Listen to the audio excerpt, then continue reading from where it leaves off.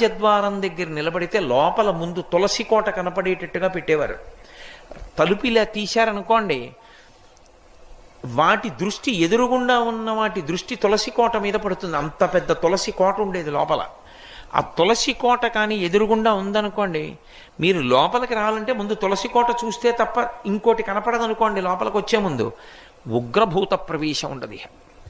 ఆ ఇంట శక్తి నిలబడుతుంది.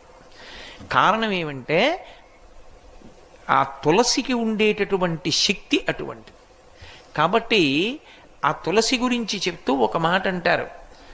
ఆమె కళ్యాణి అని ఆవిడికి పేరు. కళ్యాణి అంటే సమస్త శుభములనిస్తుంది తులసి చెట్టు. అలాగే సమస్త భద్రములనిస్తుంది తులసి చెట్టు. అందుకే ఇప్పటికీ ప్రాణోత్క్రమణం అయిపోతోంది, ఆయనంతా ఆయన తులసి కోట దగ్గరికి వెళ్ళకపోతే కనీసం తులసి నీళ్లు పొయ్యండి అని తులసి నీళ్లు పోస్తారు.